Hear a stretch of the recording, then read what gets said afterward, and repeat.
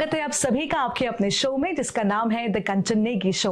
और इस शो का उद्देश्य है उत्तराखंड की कला, संस्कृति, साहित्य, शिक्षा, स्वास्थ्य, पर्यटन के साथ साथ प्रख्यात शख्सियतों को आपसे रूबरू कराने का। और इसी कड़ी में आज हम आपकी मुलाकात कराने जा रहे हैं उत्तराखंड के प्रसिद्ध जागर सम्राट पद्मश्री डॉक्टर प्रीतम भरतवान जी से। तो चलिए होते हैं उनसे रूबरू। नमस्कार सर। नमस्कार, आपको बहुत बहुत। सर, हमारे शो में आने के लिए बहुत बहुत धन्यवाद। सभी दर्शकों को और आपको धन्यवाद जी। सर, आप सुर सम्राट हैं, जागर सम्राट हैं, तो सबसे पहले हम जानना चाहते हैं कि आपने संगीत की दुनिया में कब कदम रखा और अभी तक का आपका सफरनामा कैसे रहा? मैं सौभाग्य से एक ऐसे परिवार में जन्मा हूं जिस परिवार में लोक संगीत मुझे विरासत में प्राप्त हो गया। जी। लोक संगीत मेरे खून में है, पीढ़ियों में है। मेरे पिताजी, मेरे दादाजी, मेरे परदादाजी, उनके दादाजी, तो हम वंशानुगत ढंग से हम लोग गायन घराने से हैं। मैं गायन घराने से हूँ। लोक गायकी और लोक मुझे पितृ प्रसाद के रूप में मिला है। तो मैं अपने आप को भाग्यशाली मानता हूँ। ग्राम सिल्ला के एक गांव में मैं एक औजी परिवार में मैंने जन्म लिया है, जहाँ ढोल, सागर, जागर, गीत, पवाड़े, सभी प्रकार की विधाएं मुझे विरासत में मिली। और अपने पिताजी से गायन शैली, वादन शैली को मैंने सीखा। स्वाभाविक है कि जब मैं ऐसे परिवार से हूं तो मुझे ये गाना बजाना आता है। और फिर उसके बाद 6 साल की उम्र से ही अपने पिताजी के साथ गांव में अनुष्ठानिक कार्यक्रमों में संगत करना और उनके साथ गाना, विभिन्न फिर मंचों पे जाना छोटी उम्र से ही। फिर आकाशवाणी से 1987 से आकाशवाणी दूरदर्शन से इस तरह का सिलसिला आरंभ होना। फिर विभिन्न ऑडियो कैसेट्स के माध्यम से कैसेट्स निकालना, गीत लोगों तक पहुंचाना। और इस तरह से फिर अंतर्राष्ट्रीय करियर 2003 से आरंभ होना। तो ये यात्रा अब तक अनवरत जारी है। ईश्वर की कृपा है और श्रोताओं का आशीर्वाद है। जी। प्रीतम जी, उत्तराखंड के लोकगीत यहाँ की सांस्कृतिक विरासत का प्रतिबिंब है, तो इस पर आपके क्या विचार हैं? बिल्कुल, हमारी लोक सांस्कृतिक विधाएं बहुत दक्ष हैं, प्रवीण हैं। हम एक ऐसे प्रदेश से आते हैं जहाँ पर ये देवभूमि है। यहाँ पर कण कण में और क्षण क्षण में देवी देवता हैं। 4 धाम हैं, पंचप्रयाग हैं, गंगा का मायका है, यमुना का मायका है, कल कल करती हुई नदियाँ हैं, देव नदियाँ हैं, सुरसरियाँ हैं। और इस भूमि में संगीत हर जगह है। बैलों की घंटी में है, जब बैल चलते हैं हल लगाते हुए। हमारी घसियारी माँ बहनें जब अपने गाय के लिए, घास के लिए जाती हैं, उनके लिए चारा लाती हैं, उस समय उनका गुनगुनाना, उसमें संगीत है। तो और हमारे यहाँ किसी भी काम को करते वक्त गुनगुनाना, दैवीय स्तुति का गायन, अपने प्रणय के गायन, श्रृंगार के गायन हमारे विभिन्न प्रकार के गीतों में विद्यमान है। तो ये वाकई आप सही कह रही हैं कि ये सांस्कृतिक भूमि है। बिल्कुल। प्रीतम जी, आप जागर सम्राट हैं और जागर शब्द की उत्पत्ति संस्कृत भाषा से हुई है जिसका अर्थ है जगाना। तो मैं चाहूंगी इस शो के माध्यम से आप विस्तार से हमारे दर्शकों को ये उत्तराखंड के जो ऐतिहासिक जागर परंपरा रही है, इसके रोचक इतिहास के बारे में आप बताएं। जागर एक, जैसा आपने कहा, इसका मतलब जगाने से ही है। बिल्कुल जी। हमारे यहाँ देवी देवताओं को जगाने का काम, देवी देवताओं की पूजा, स्तुति, देवी देवताओं के लिए जागर एक तरह का गीत ही है जी। जागर एक गायन है। बिल्कुल।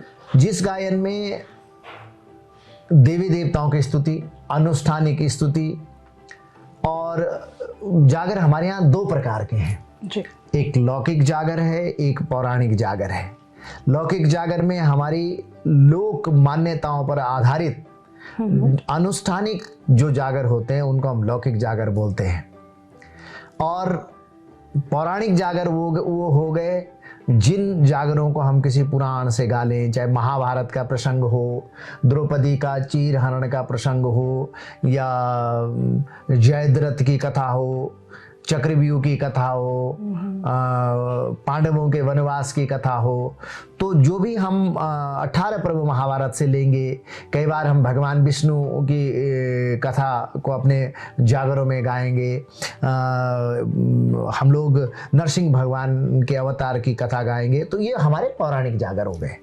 तो हमारे पौराणिक जागरों में जो है जो पुराण से लिए गए, और लौकिक जागर जो हमारी लोक मान्यताओं पर आधारित जागर हैं, जो हमारे वंशानुगत हमारी पीढ़ियां जिनको मानती आई हैं, जिनको जानती आई हैं, उस तरह के जागर होते हैं। जी प्रीतम जी, जागर की बात चल रही है तो इसकी डिमांड विदेशों में भी बहुत चल रही है, जिसके फलस्वरूप आप ही को विभिन्न विश्वविद्यालयों में आमंत्रित किया जाता है गेस्ट फैकल्टी के रूप में।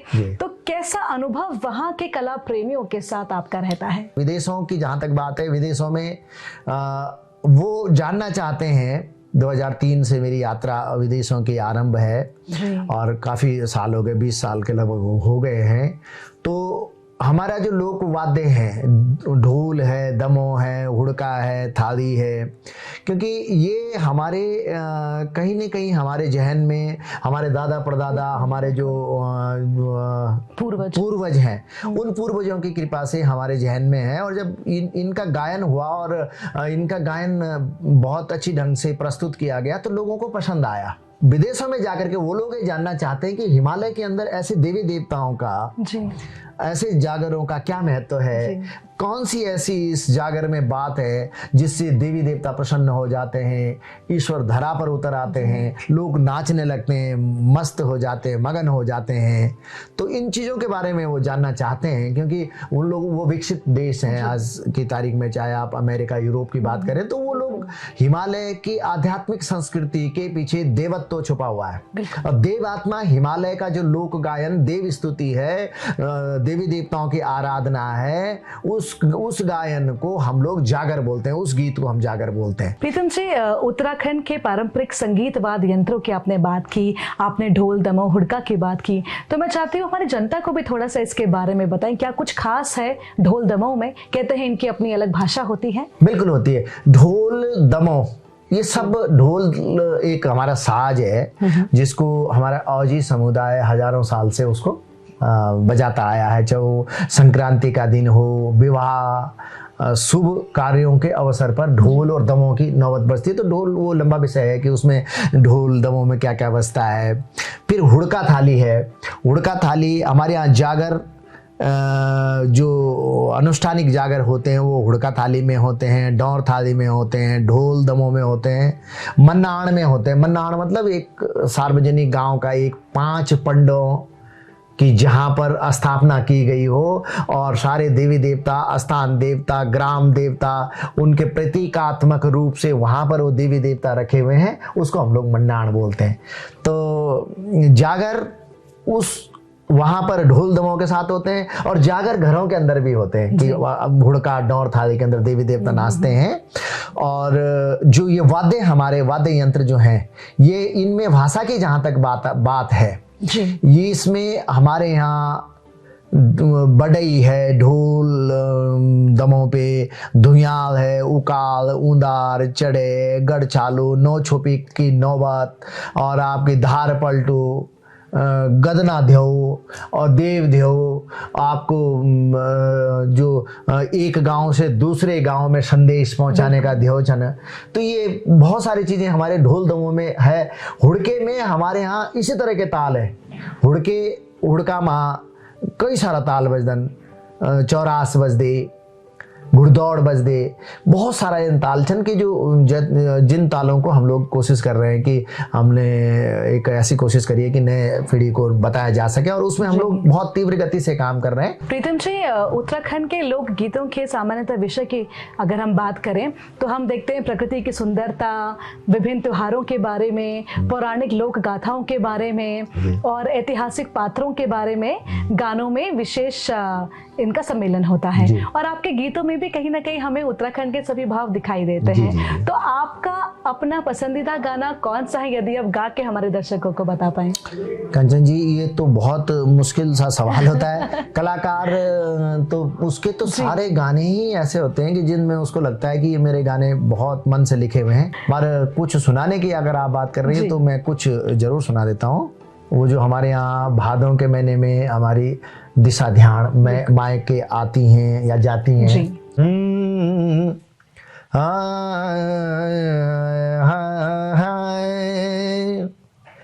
भादों का महीना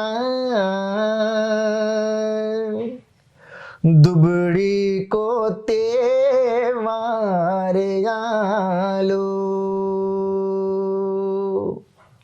बेटी बारियों को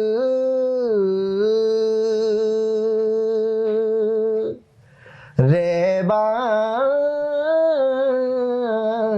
ल्यालो, घुट घुट बाडुली लगी चा मैं त्यों रे बारे आयो चा, भादों का महीना दुबड़ी पाती को त्योहारे आयो चा, घुट घुट बाडुली लगी चा मैं त्यों को रे बारे आयो चा,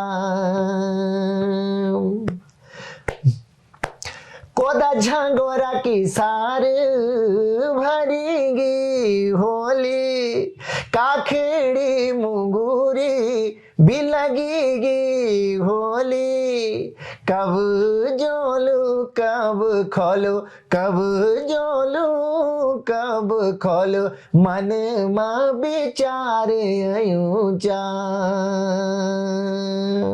एक खुदेड़ गीत है जी। तो ये मुझे पर्सनली अच्छा लगता है, लोगों को भी बहुत अच्छा लगता है। आपने बहुत अच्छा गाया प्रीतम जी। प्रीतम जी कहते हैं कि संगीत जो है वो हर संस्कृति को दर्शाता है, तो आप हमें बताइएगा कि संगीत के माध्यम से हम कैसे अपनी संस्कृति को संजो सकते हैं? संगीत एक ऐसा माध्यम है जी। कि संगीत कि जो बहुत जल्दी असर करता है, लेकिन लोक संगीत सारे संसार का बहुत सुमान्य होता है, वो उसको स्वीकार करना ही पड़ता है। संगीत एक ऐसा माध्यम है जिसके माध्यम से आप अपनी बात को अपने द्वारा की गई बात लोगों तक पहुंचाने के लिए संगीत बहुत बेहतर होता है।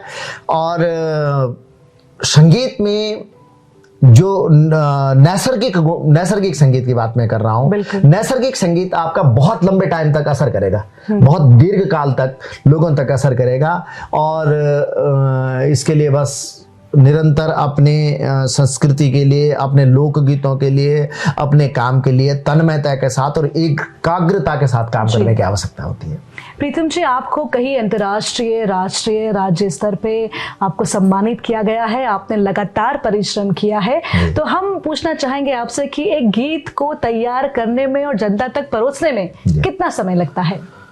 गीत कलाकार तो स्वच्छंद होता है ना जी। कलाकार गीत एक ऐसा वो है, लेखन एक ऐसा कार्य है। हमने जितने जागर गीत लिखे हैं, श्रृंगार लिखा है, जागर लिखे हैं, समसामयिक विषयों पर लिखे हैं, वो तब लिखे हैं जब हम बिल्कुल उस विषय के अंदर डूब जाएं। कोई भी लेखक के दिमाग में एक विचार आता है जी, और उस विचार को कलमबद्ध करने के लिए उसके पास एक अच्छा माहौल चाहिए। बिल्कुल। और उस माहौल में अगर बैठ करके उस विषय को बहुत गहनता से सोचेगा तो बहुत अच्छा निकल जाएगा। और समय की जहाँ तक बात है, अगर आप श्रृंगार पे लिख रहे हैं, कोई प्रेयसी और प्रेमिका का जिक्र आप किसी गीत में करना चाह रहे हैं और आप मगन हैं, आप बिल्कुल तन्मयता से उस काम को कर रहे हैं, तो वो गाना आपका 1 घंटे 2 घंटे में भी बन सकता है, और नहीं तो उसमें 1 महीना भी लग सकता है। जब आपका मूड हो फिर लिखो। प्रीतम जी कहते हैं कि संगीतकार एक अपने आप में संगीत एक अलग किस्म की कला है जिसका कोई तोड़ नहीं है, लेकिन जो हमारे पहाड़ के जो टैलेंट हैं, जो कई बार लड़कियां हैं वो भी बहुत अच्छा गाती हैं, लेकिन कहीं ना कहीं उन्होंने अपने आप को चार दीवारों में समेट कर रखा हुआ है। उनके लिए आप क्या सुझाव देना चाहते हैं कि कैसे हमारे आज का जो यूथ है वो निखर के सामने आए और हमारी संस्कृति को विश्व पटल पर लेके जाए? उसके लिए यही है कि जितने नौजवान हैं, कुछ बच्चे बहुत अच्छा भी कर रहे हैं, मैं उनके लिए ये कहना चाहता हूँ कि वो एक तो धैर्य रखें, पेशेंस रखें। कोई एक दिन का काम नहीं है। मुझे यहाँ तक पहुँचने के लिए मुझे लगभग 46 साल लग गए, 6 साल की उम्र से लेकर के। अब एकदम से आप चाहेंगे कि आज कोई काम हो और कल उसका परिणाम बहुत सुखद आने लगे, तो ये संभव नहीं है। तो नए बच्चों से ये कहना चाहूँगा, जितने भी बच्चे हैं, कि वो काम करते जाएं। जो समाज हमारा है, श्रोता समाज, सुनने वाला जो समाज है, जो लोग हैं, जो लोग के पारखी हैं, वो निश्चित रूप से आपकी गायकी का आपको रिवार्ड देंगे, आपको पुरस्कार देंगे, शाबाशी के तौर पर पुरस्कार देंगे। और देखा देखी में नहीं, बल्कि जो मूल है, जो बेसिक है, जो मूल है लोक का, उसके साथ जुड़े रहिए, फिर आपको पहचान मिलेगी। जी बिल्कुल। और प्रीतम जी, देखा जाता है कि संगीत में एक सकारात्मक सोच बेहद जरूरी होती है, तो उसका क्या महत्व है संगीत में? संगीत सकारात्मक सोच का ही होता है। बिल्कुल। संगीत एक ऐसी चीज है कि जिसमें किसी प्रकार के अवसाद या किसी प्रकार के अहंकार का स्थान ही नहीं है जी। वो कहते हैं ना कि संगीत आदमी के दिल में तब बसता है, कंठ में सरस्वती तब आती है जब हृदय में भगवान विराजमान हो। अगर सादगी नहीं है जी, अगर आपके अंदर प्रेम नहीं है, स्नेह नहीं है, ईश्वर का आशीर्वचन आपको तभी मिलेगा कि जब आप अच्छे होंगे। आपके अंदर जितनी सादगी होगी, जितना अपनापन होगा, जितनी निश्चलता होगी, जितना आपके अंदर बिल्कुल एक बहुत ईमान होगा, तो वो वहाँ सुर बसते हैं आकर के। तो संगीत एक ऐसी चीज है कि बुलंदियों पर तभी पहुंचा जा सकता है कि जब आप अपने अंदर सादगी रखें। जीवन में आपको बहुत सारे लोग अच्छे भी मिलते हैं, बहुत बल्कि अच्छे ज़्यादा मिलते हैं। कुछ लोग आपके को समझाने के लिहाज से हो सकता है कि कटु बोल दे, उनका भी बुरा नहीं मानना चाहिए और अपने से बड़ों की सलाह को जरूर स्वीकार करें। तो संगीत के लिए दिल का मासूम होना, बच्चा होना, सादगी भरा होना बहुत अच्छा है। कंचन जी, आपने बड़ा अच्छा पूछा। जी प्रीतम जी, कहते हैं कि लोक गायकी में अनुशासन भी बेहद जरूरी होता है, तो मैं चाहूंगी कि आप ये बताएं हमारे दर्शकों को कि अच्छा लोक गायक बनने की क्या क्या खूबियां होती हैं? मेरा तो ये मानना है कि कलाकार किसी भी विधा का, ये दुनिया 8 अरब लोगों से भरी पड़ी है। 8 अरब लोगों के रेटिनास जो आंखों के होते हैं और फिंगरप्रिंट बिल्कुल अलग अलग है, कोई किसी के जैसे नहीं है। कला हो चाहे वो कोई भी विधा हो, किसी भी विधा का एक्सपर्ट आदमी एक के जैसा दूसरा नहीं हो सकता। हाँ, उसके आचरण का दूसरा अनुकरण जरूर कर सकता है। श्रोता बनना भी एक संगीत का बड़ा लक्षण है। बिल्कुल प्रीतम जी, आपसे चर्चा करके बहुत अच्छा लग रहा है। मैं ये पूछना चाहूंगी कि क्या संगीत की दुनिया में आपके पिताजी के अलावा कोई आदर्श है आपका जिन्हें आप फॉलो करते हैं? मेरे आदर्श जो हैं वो गांव में एक वो माँ जो अपने बच्चे को लोरी सुना करके सुला रही है, खेत में काम करता हुआ वो किसान जो अपनी बल्द की जोड़ी का दगड़ माँ गोरु की बल्द मर जो घंडुली छन लेंगी घड़मण घड़मण और कांद में वे का हॉल च रखे और फुंगड़ा में जानो और वे के बाद चला साटियों की लवे मंडरती जोला जागी रहे और गुनगुनाता हुआ जा रहा है। और मेरे पिताजी मेरे चाचा जी, मेरे ताऊ मेरे सबसे बड़े आदर्श हैं, जिनसे मैंने संगीत सीखा और जिनसे मैंने संगीत मुझे पितृ प्रसाद में मिला। वो मेरे सबसे बड़े आदर्श हैं। वो वृद्ध माता एक जगह मुझे बोलते इधर आओ, इधर इना आओ, ये खाओ, इधर ये खाओ, और मैंने माता जी नहीं ये खाओ फटाफट आओ, चला गया। और फिर मेरे को पकड़ती है माँ और मेरी माथा चूमती है, तो वो मेरा आदर्श है। जी प्रीतम जी, सभी आपको बहुत एक आदर्श के रूप में देखते हैं, चाहे युवा कलाकार हों चाहे उम्रदार लोग, सभी आपको बहुत प्यार करते हैं। तो क्या कभी आपने सोचा कि आप गीतों के माध्यम से हमारे जो सामाजिक मुद्दे हैं, जैसे भ्रूण हत्या है, बेटी होने से पहले ही मार दी जाती है, उनको भी आप अपने गीतों में लेके आएंगे? मैंने वो गाया है जी, मैंने गाया, बड़ा अच्छा, बहुत वेरी नाइस। मातृशक्ति, हमारे यहाँ माँ, भारत को माँ कहते हैं, वेद को हम माँ कहते हैं। हमारे यहाँ मातृशक्ति को माँ, नारी शक्ति आदिकाल से प्रधान है जी, आदिकाल से। और उत्तराखंड देवभूमि का तो क्या कहना, ये तो दुर्गा का मायका है, शिव जी का सौरास है। शिव जी, इस भूमि में कन्या भ्रूण हत्या जैसा पाप हो तो वो बिल्कुल स्वीकार नहीं, पूरे भारतवर्ष में हो। मैंने कन्या भ्रूण हत्या पर एक गाना गाया है और बहुत लोगों ने पसंद करा उसको। मैं आपको हो तो मैं 2 लाइनें। हाँ जी, बिल्कुल बिल्कुल। वो कहती है कि एक बच्ची की आत्मा, जो बच्ची बनने से पहले, जन्म लेने से पहले ही कोख में जिसका कत्ल हो गया हो, जिसको मारा गया हो, उसकी आत्मा गा रही है, अपनी माँ को कोस रही है, अपने बाप को कोस रही है। हे बाबा जी किले मारियो में, हे मेरी माँ तुए दया भी नहीं, कुखी माँ कत्ल करे कनी मारने अकल, हे बाबा जी किले मारियो में, हे मेरी माँ तुए दया भी नहीं। कन्या, हमारे यहाँ कन्या भ्रूण हत्या तो खैर जघन्य एक अपराध, उसके लिए कोई शब्द नहीं है उस अपराध की निंदा का। जहां बेटी की पूजा ना हो, जहां मातृशक्ति की पूजा ना हो, वहां नवरात्रों में 9 कन्याओं को जिमाने का कोई महत्व नहीं है। बिल्कुल प्रीतम जी, आपने बहुत खूबसूरती से अपने गीत के माध्यम से भ्रूण हत्या के बारे में बताया। मैं चाहूंगी कि आपकी जिंदगी में भी जो नारी शक्ति है, आपकी माता, आपकी धर्मपत्नी, आपकी बिटिया, उनके बारे में भी हमारे दर्शकों को कुछ बताएं। बेटिया मेरी एक राखी है, एक रीना है, एक साधना है सबसे छोटी। और परिवार में मेरे पिताजी तो 2002 में दिवंगत हो गए थे। माँ है मेरी श्रीमती पूर्णा देवी, और भाई है, बहनें हैं, जो मेरी पत्नी रचना भारद्वाज जी, जो मुझे मेरी एक ऐसी ताकत है, ऐसी शक्ति है बिल्कुल, जिसका मैं बयान शब्दों में नहीं कर सकता हूँ। परिवार में मेरा बेटा है, वो बहुत अच्छा साहित्यविद है, अभी तो पढ़ाई कर रहा है, समीर भारद्वाज मेरे बेटे का नाम है। लेकिन एक बात जरूर कहना चाहूँगा बच्चों को कि बच्चों, आप संगीत सीखो, ढोल सीखो, तबले सीखो, जो कुछ भी आपको सीखना है सीखो, लेकिन पढ़ाई बहुत जरूरी है। तो सारे बच्चे पढ़ाई लिखाई पे भी ज्यादा ध्यान दो।